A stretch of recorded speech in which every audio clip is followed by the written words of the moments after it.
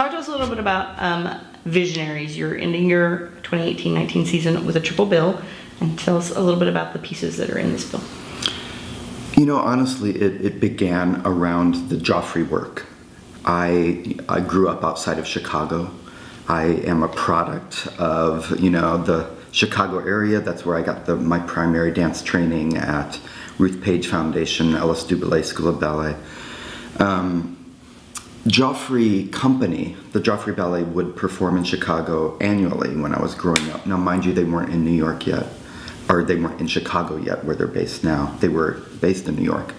So it was a company that I always enjoyed watching. I'm excited to have a work from Mr. Joffrey. That's where this visionary program began, because he was such a visionary in his ideas about this art form in this country. You know, when you know the art form of ballet in this country, of course you also think of George Balanchine, the founder of New York City Ballet and the School of American Ballet. Not only was Mr. Balanchine the founder of those organizations, but unlike Mr. Joffrey, where Robert Joffrey really only choreographed a handful of works, George Balanchine was a founder of organizations and instrumental in bringing ballet to our country as well, but he was also a choreographer that transformed classical ballet. He is the harbinger of the neoclassical movement of classical ballet, where the ornate costumes of the Romantic and Imperial eras of ballet were stripped down. The dancers were clad in leotards and tights and simple costuming so that the audience can see the line and the movement of the dancers more easily. He introduced more speed and precision, more angular movements. So those two men are really essentially, in our industry, are like titans. They're people that really, you know, brought ballet to the United States and are responsible for so many people's careers in this industry. I'm so excited to have both of them represented in this triple bill. As I said, it began around the idea with the Joffrey work, but I chose Balanchine next to him for the reasons I told you. However, with the Four Temperaments specifically, I wanted it because many people might not know that the sanguinic pas de deux in the Four Temperaments was actually choreographed on Maria Tallchief, who was one of the 5 Native American ballerinas famed from Oklahoma. Do you feel like this is still something that's relevant and timely, even though it was done in the 1940s? Absolutely. What Balanchine, there are ballets that may to some seem dated, but in general, his work is like the Empire State Building. It is timeless, and it will be performed 100 years from now.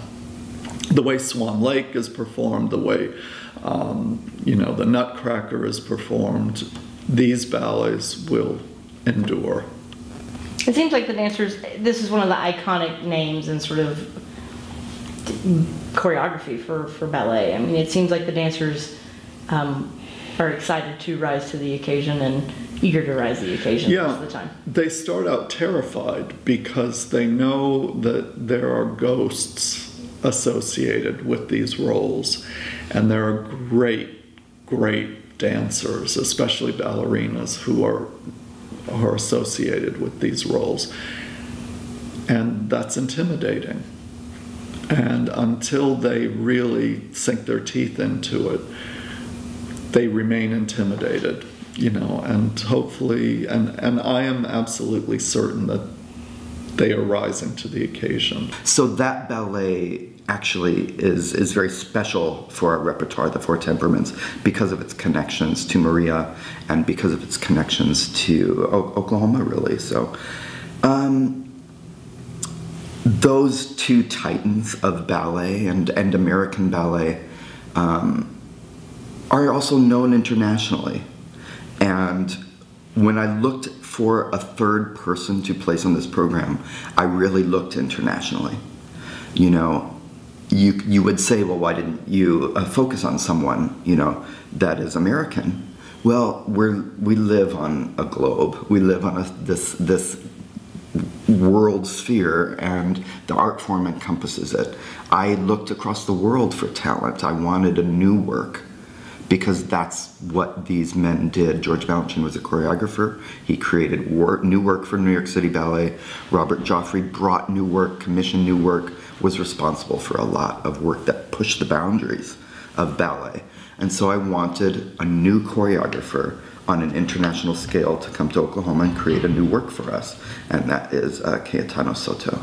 Now, I understand this is your first time to work with Oklahoma City Ballet, is that correct? This is very correct. It's the first time. It was a big wish from Robert and me for a long time already to do something together. And he decided in the end that he would like that we start with a creation for these Visionaries programs, which one I'm very honored to be part with Joffrey and Balanchine. And it's the first time in Oklahoma City Ballet. This is a world premiere piece. I think it's a new piece. Yes. And how is it to create a new piece whenever you have two very sort of well-established pieces as part of a set, basically, as part of a bill? Well, I think I have to be, what I mentioned before is like I feel very honored that they put me in this amazing bill with such an outstanding choreographers, you know. I have a lot of respect, you know, the Balanchine or the Joffrey Ballet, you know, the Balanchine New York City Ballet. You know, there are two icons, choreographers, especially in North America. And I feel just very humble, you know, very careful to see what I'm gonna do, you know. So, but I have to say it's been marvelous. It's been an amazing experience so far. We're in the last 2 weeks before premiere.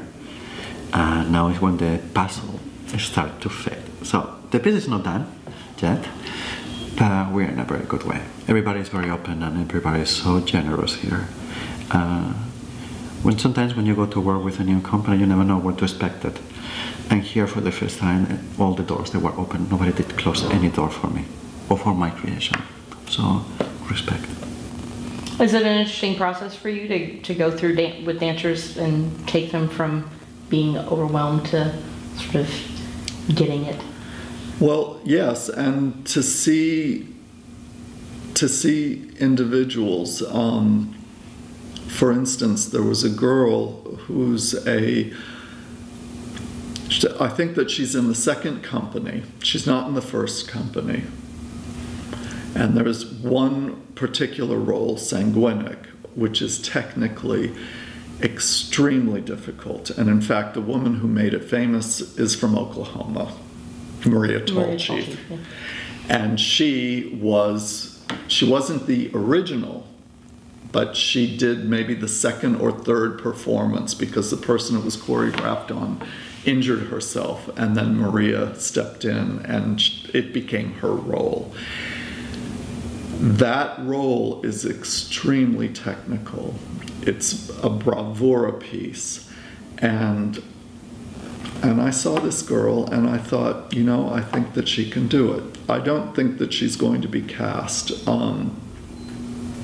but she rose to the occasion and she really shocked everybody in her abilities of being able to pull it out. And those experiences for me are just, I mean, there's this light bulb that goes off and you get so excited because you see that somebody blossoms and you're part of that, and that is something, you know, that I find very exciting.